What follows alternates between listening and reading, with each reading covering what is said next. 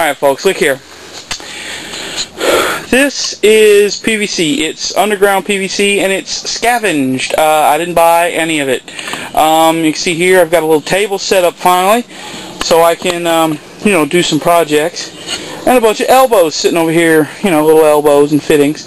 You're going to love this. What I'm actually doing is I hate the tent door. It's not working. It's not closing properly. It's got a big gap at the bottom. Just not happy with it. So I'm going to build a door framed and built completely out of scavenged PVC. The whole thing is going to end up being about 3 feet wide and as tall as one of my openings. You can see the big gap at the bottom. It doesn't close up, so I'm just going to have to frame me in a door there. And I've already done all the necessary measurements and calculations. I mentioned that there's a big gap and that the plastic doesn't go far enough, but when I showed you, the wrap at the bottom is long enough to make the gap, and since I'm going to frame the door in, I'm going to just wrap what's there around the edge of the door and recut some of it and just tape the seams. I've also got enough leftover extra from when I made this, the scrap pieces. It was a 6-foot square and then like a 30-foot piece that was like 2 feet wide. So I ended up with enough scrap to fill in any holes or gaps that I might run into. So that's going nicely. Alright, here we are. I've measured to here, got my vise down in place, and I'm going to make the first cut in the PVC.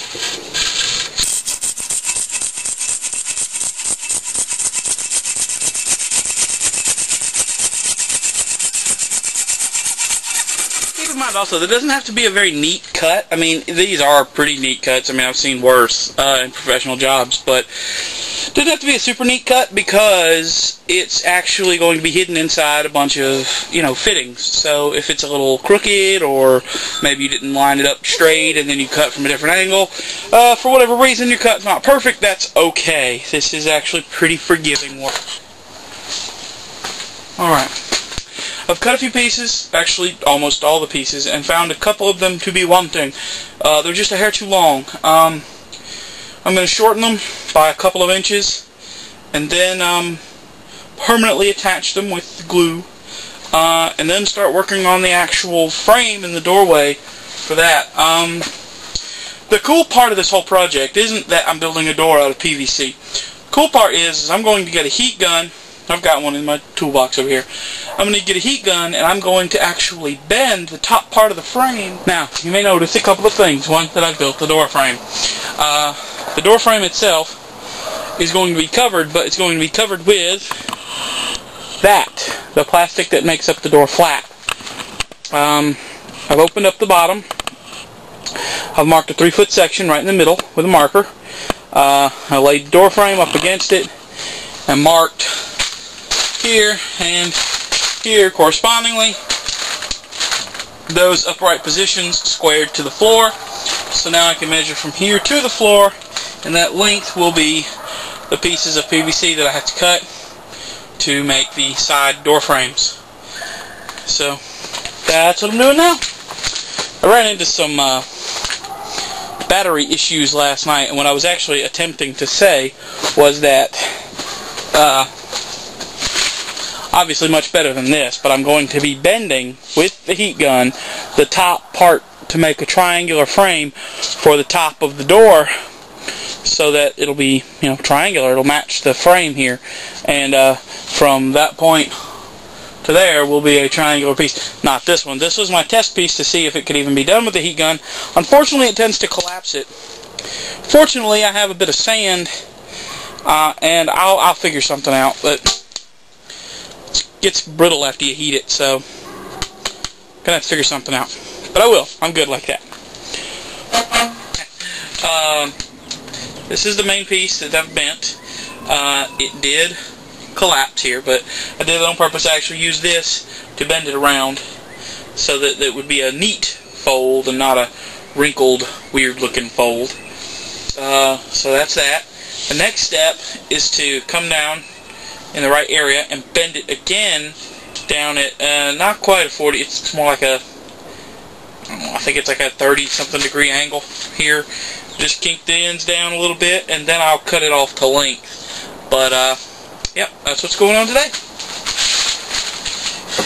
This whole project is taking a few minutes longer than I expected. Just keeps running into little speed bumps and hurdles that make me have to stop. So that's life. You either roll with the punches or get knocked down by them. So, alright, I'm preparing to bend. Here's my old heat gun. As I'm sure you'll notice here in a moment, this is a time-consuming process.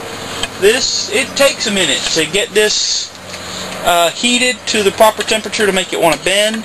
And you got to be careful with the bending. Make sure you don't go too far or too shallow. And a little less forgiving process than a lot of the other parts of this whole project. So here we go.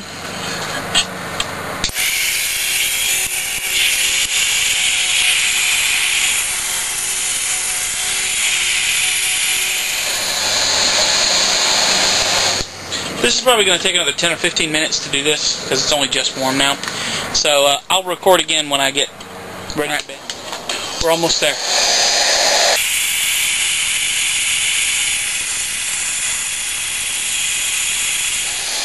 You see it starting to sort of bend.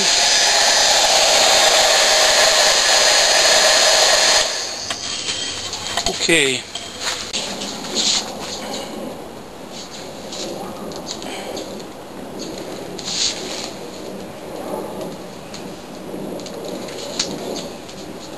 I think it wasn't quite hot enough.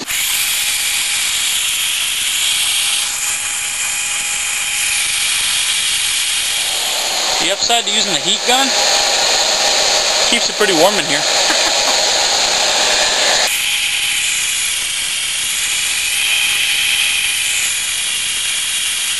One thing you have to be careful of is not to actually touch the PVC with this, because the tip of this nozzle, it gets hot enough to melt to the PVC, and that's a bad thing.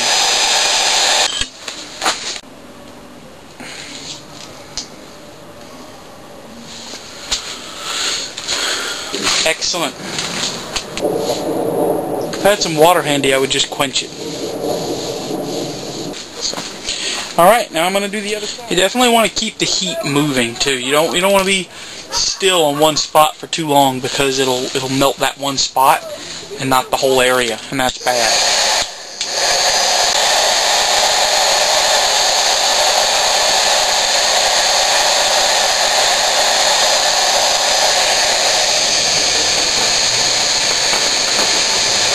This pipe itself is pretty forgiving. It's not gonna not flex, but you really want to kind of avoid doing that because it is old pipe. My pipe is anyway, and it's a little bit brittle from the age. But I mean, all PVC is a little bit brittle, so just be careful if you try this.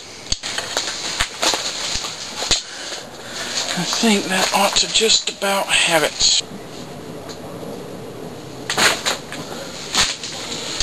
Yeah, that's it. Cut it in length.